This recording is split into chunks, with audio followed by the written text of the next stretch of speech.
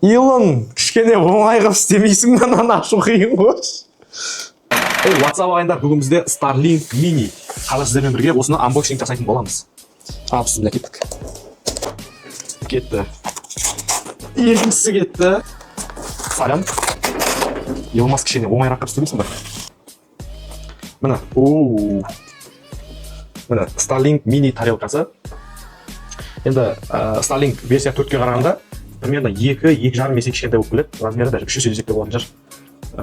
Бетінде өзінің защитный несі бар, қағазы. В общем, мына жерде зарядный қуат тұтынатын жері мынау. Менің жағымнан қарағанда оң жағында, сол жағында ол Ethernet порт. Көрініп тұр ма? Жаңа айтып кеткен қуаттау кабелі ұзындығы примерно 15 метр шығар. Міне қараңыздар. Мынаны көріп тұрсыздар ма? Мынау вилканың американский варианты болып айтқан кезде, значит бізге бұған переходник керек, чтобы бізге пайдалану үшін. Мынаны қуаттау кабельді осы жерге тығып, мынау антеннаны байланыстырып, осы антеннаны екеуін осы қуаттай бересіздер, осы не зарядтау құрылғысы арқылы, қуаттау құрылғысы арқылы болады қазақша. Бұл кронштейн. Өзіңізді біліп тұрсыздар, кронштейн не үшін екенін, бір жерге қатыру үшін өздеріңіз ыңғайлап.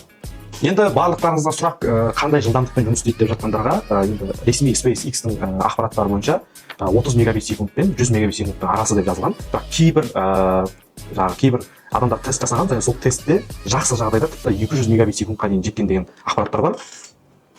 Бұның енді ерекшелігі, ең главный плюсы деп айтсақ болатын шығар, бұл кез келген жерге өздеріңізбен алып кете бересіздер. Ауылға барасыздар ма, бір жерге маевкаге барасыздар ма, тауға, көлге, шөлге, кез келген жерге ең бастысы қуаттау мүмкіндігі болса болды. Ал қиын емес деп ойлаймын, себебі бұл Starlink Mini 20 мен 40 ватт арасында қуат тұтынады. Яғни шағын портативті аккумуляторлар, даже кейбір жерден оқып қалып, бұны пауэрбанкпен де қуаттауға болады деген әңгімелер бар.